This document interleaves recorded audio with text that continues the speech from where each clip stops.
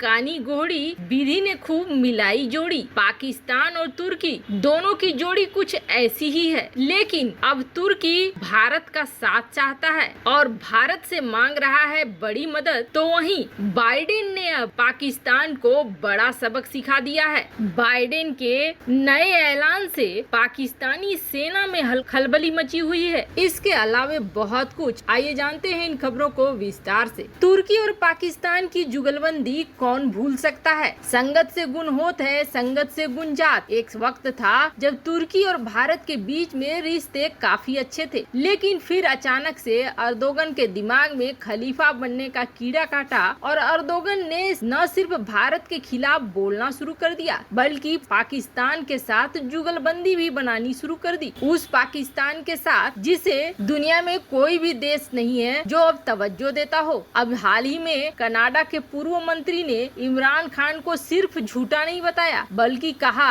कि बेशर्म झूठा है। ये है कनाडा के पूर्व मंत्री और अफगानिस्तान में राजदूत रह चुके क्रिस अलेक्जेंडर। इन्होंने पाकिस्तान के प्रधानमंत्री इमरान खान को बेशर्म और झूठा बताया। साथ ही साथ क्रिस ने तो दुनिया से ये अपील की कि इमरान खान पर प्रतिबंध लगाना चाहिए। और क्रिस का गुस्सा इसलिए फटा है क्योंकि पाकिस्तान ये कह रहा है कि वो तालिबान की मदद नहीं कर रहा है, लेकिन क्रिस ने पाकिस्तान सीमा पर इंतजार करते आतंकियों की तस्वीर पोस्ट की और ये कहा कि अगर कोई ये कहता है कि पाकिस्तान इस युद्ध में तालिबान की तरफ से शामिल नहीं है तो वो गलत है। क्रिस ने इमरान खान के बारे में ये कहा कि ये व्यक्ति पूरी तरीके से धोखेबाज है, एक बेशर्म झूठा है जिसके अंदर कोई क्षमता नहीं है, कपटी है, जो कि दशकों तक तालिबान को बढ़ावा देने वाले मूर्खों में शामिल है। वैसे इन्होंने रूसी राष्ट्रपति व्लादिमीर पुतिन को भी इस मामले में खींच लिया और कहा कि उन्हीं की तरह अछूत है और इन पर सिर्फ और सिर्फ कठोर प्रतिबंध लगने चाहिए। वैसे पाकिस्तान के विदेश मंत्रालय को जब ये बयान सुनाई दिया तो उन्होंने ये कहा कि नहीं, उन्होंने कुछ गलत समझ लिया है। उन्होंने जो बयान दिया है वो जमीनी हकीकत से मेल नहीं खाता है। वैसे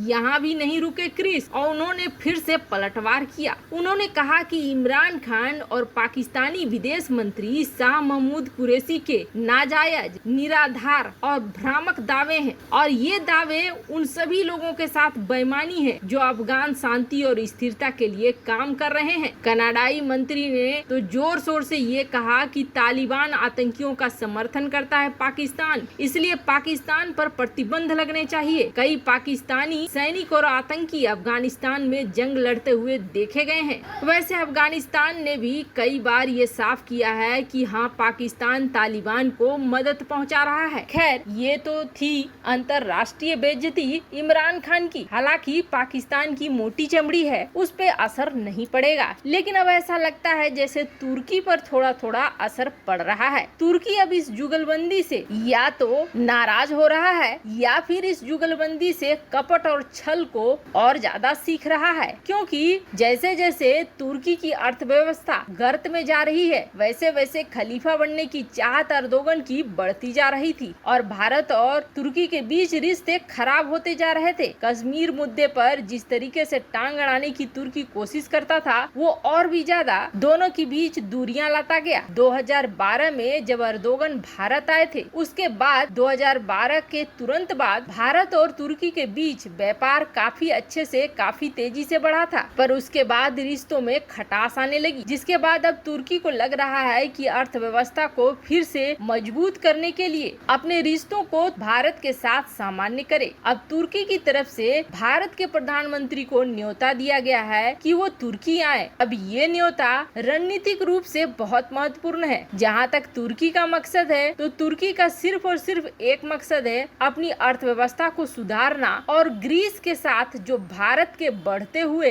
रिश्ते हैं और ग्रीस तक ब्रह्मोस की पहुंच हो रही है उससे भी बचना, क्योंकि इस इलाके में भी भारत ने अब वही रणनीति चलनी शुरू कर दी है जो रणनीति चीन पाकिस्तान के साथ मिलकर तुर्की भारत के लिए चलना चाहता है। यहाँ पर भी तुर्की को 5 देशों के साथ घेर रहा है भारत, तो अब उसे समझ में आई है कि रिश्तों को सामान्य करना चाहिए। खैर, ये तो रहा तुर्की की बात। हालांकि क्लास पाकिस्तान की भी लग रही है और पाकिस्तान की क्लास कोई और नहीं लगा रहा है बल्कि बाइडेन लगा रहे हैं, अमेरिका लगा रहा है। बाइडेन से बहुत सारी उम्मीदें जोड़ कर रखी थी पाकिस्तान ने, लेकिन सारी उम्मीदों पर पानी पड़ रहा है और वो भी उबला हुआ। अमेरिका अब पाकिस्तान के साथ कुछ ऐसा कर रहा है कि चित भी अमेरिका की हो रही है और पट भी अमेरिका की हो रही है। अब हाल ही में आपको पता है कि पाकिस्तानी एनएसए अमेरिका पहुंचे हैं, साथ में आईएसआई चीफ भी पहुंचे हुए हैं। और भारत की बात ना हो ऐसा तो संभव है नहीं। अमेरिका को पाकिस्तान की जरूरत है, पाकिस्तान का इस्तेमाल अमेरिका करना चाहता है और पाकिस्तान अमेरिका का इस्तेमाल करना चाहता है भारत के खिलाफ। अब ये जो मुलाकात हुई थी, ये मुलाकात में भारत के मुद्दे को उठाने की कोशिश बेकार चली गई। उल्टे अमेरिका ने अपना वो एग्रीमेंट निकाला जिस एग्रीमेंट के बल पर पाकिस्तान के पसीने छुड़ा दिए। 2001 में बना एग्रीमेंट अमेरिका ने सामने रख दिया पाकिस्तान के, और अमेरिका ने उस एग्रीमेंट में दिखलाया कि इस एग्रीमेंट में ये तय है कि अमेरिका पाकिस्तान की जमीन का इस्तेमाल कभी भी कर सकता है, पाकिस्तान के एयर स्पेस का इस्तेमाल कभी भी कर सकता है। और यही वजह है कि तालिबानियों को मारने के लिए अब आराम से पाकिस्तान के जल क्षेत्र में तैनात करता है अपने एयरक्राफ्ट कैरियर, और वहां से उड़ान भरते हैं उसके बॉम्बर्स और लड़ाकू विमान जो तबाही मचा कर आते हैं अफगानिस्तान में तालिबान के ऊपर। और अब जब पाकिस्तान इस मुद्दे पर बात करना चाहने लगा तो अमेरिका ने इस एग्रीमेंट को मुंह पे मार के ये कहा कि आप हमें रोक नहीं पाओगे। इस एग्रीमेंट के पीछे भी बड़ी रोचक कहानी है। 2001 में अमेरिका उस वक्त के राष्ट्रपति जनरल परवेज मुशर्रफ से मांग रहा था जमीन एयरबेस बनाने के लिए, और तब परवेज मुशर्रफ ने मना कर दिया था। मना करने के बाद जॉर्ज बुश जो उस समय राष्ट्रपति थे अमेरिका की, उन्होंने फोन लगाया और फोन मिलाकर परवेज मुशर्रफ को ये कहा कि इस एग्रीमेंट पर तुरंत साइन करो वरना इतने बम बरसाएंगे कि आपको स्टोन एज में पहुंचा देंगे। तब जाके ये एग्रीमेंट साइन हुआ था, और अब इसी एग्रीमेंट को मुंह पर दे मारा है इमरान खान के एनएसए और आईएसआई को, जिसके बाद पाकिस्तान कुछ भी नहीं बोल पा रहा है अमेरिका के सामने। अब एनएसए के पास बचा मुद्दा कि भारत के साथ हो रहे हथियारों का समझौता, जिसके बाद बाइडेन ने ये साफ कर दिया कि सेंट्रल एशिया में भारत बहुत महत्वपूर्ण है अमेरिका के लिए। ऐसे में कोई भी डील भारत के साथ रोकी नहीं जाएगी। आपको बता दें, प्रीडेटर ड्रोन से लेकर F-35 तक की डील की बात भी चल रही है और कुछ डील हो भी चुकी है भारत और अमेरिका के बीच। बाइडेन ने अपने पॉलिसी को साफ कर दिया है कि इस वक्त पाकिस्तान से कहीं ज्यादा इम्पोर्टेंट बाइडेन के लिए भारत है। वैसे आपको क्या लगता है, क्या लंबे समय तक अमेरिका भारत का साथ देगा? कमेंट कर अपनी राय जरूर बताएं। जल्द मिलते हैं अगले वीडियो में नई खबर के साथ।